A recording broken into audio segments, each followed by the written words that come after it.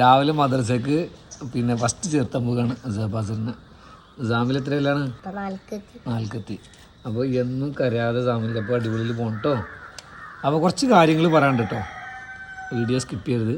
പാത്തു ഇന്ന് രാവിലെ നീച്ചിട്ട് ഉഷാറായിട്ട് പോകണം, കരയാൻ പാടില്ല കേട്ടോ. നല്ല പർദ്ദൊക്കെ കിട്ടിക്കണല്ലോ, അടിപൊളി പർദ്ദ കണ്ട. ജാമിൽ എന്നും ഉഷാറായിട്ട് രാവിലെ നീച്ചിട്ട് പോകും. അവൻ്റെ ഒപ്പം എന്നും നീച്ചിട്ട് പോകണം കേട്ടോ. ഇന്ന് ഭയങ്കര സന്തോഷമായി, ഞാൻ ആക്കി കൊടുക്കല്ലേ, ചേർത്തമ്പതല്ലേ, എന്നും ഞാൻ ആക്കി തരില്ല കേട്ടോ.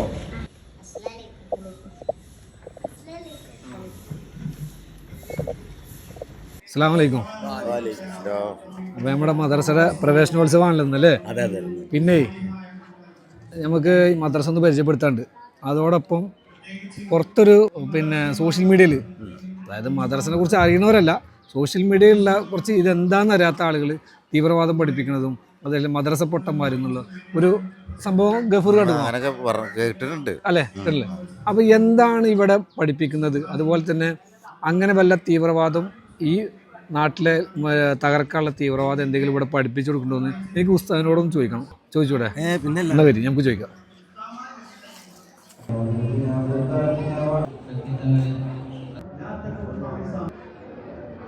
അസ്സലാമു അലൈക്കും. നിങ്ങളാണ് ഇവിടുത്തെ സദർ അല്ലേ? പേര്? മുബശ്ശിറൻ. പിന്നെ ഞാൻ 1-2 കാര്യങ്ങൾ തിരക്കിലാണോ? കുഴപ്പമില്ലല്ലോ. നമ്മുടെ ഇപ്പോഴത്തെ സോഷ്യൽ മീഡിയയിലെ മദ്രസകളിലാണ് തീവ്രവാദം പഠിപ്പിക്കുന്നത്, അതുപോലെ രാജ്യത്തിന്റെ വിരുദ്ധ പ്രവർത്തനങ്ങൾ പഠിപ്പിക്കുന്നത് എന്നൊക്കെ.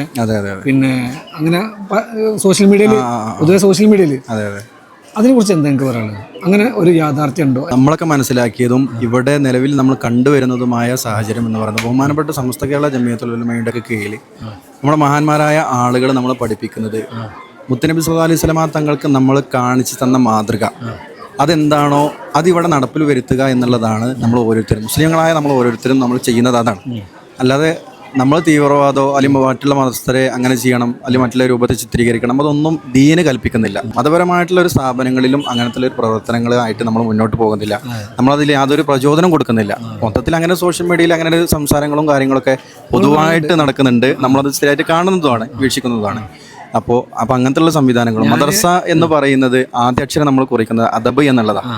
ഒരാളെ മര്യാദ എന്ന് പറഞ്ഞാൽ നമ്മൾ അവിടെ പഠിപ്പിക്കുന്നത് ആളുകളെ, മാതാപിതാക്കളെ എങ്ങനെ ബഹുമാനിക്കണം, ഉസ്താദുമാരെ എങ്ങനെ ബഹുമാനിക്കണം, അതുപോലെ മറ്റുള്ള ആളുകളെ, മുതിർന്ന സമൂഹത്തോട് എങ്ങനെ പെരുമാറണം, ഇതൊക്കെ കുറിച്ച് തുടക്കം മുതൽക്ക് പടിയടക്കുമ്പോൾ വയറ് നിറച്ചു നിന്നവൻ എന്നിൽ പെട്ടവനല്ല എന്ന റസൂലുള്ളാഹി ഇല്ല.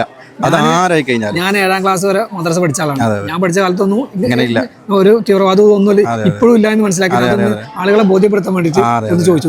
എന്റെ മോളെ ഇവിടെ ഇപ്പൊ ചേർത്തിട്ടുണ്ട്, മൂത്തനൂടെ പഠിക്കുന്നുണ്ട്, 2ാമത്തെ കുട്ടീനെ ഇവിടെ ചേർത്തിട്ടുണ്ട്. അപ്പൊ അതൊന്ന് ഈ സന്ദേശം ആളുകളിലേക്ക് എത്തിക്കാൻ വേണ്ടിയിട്ട് എടുത്താണ്.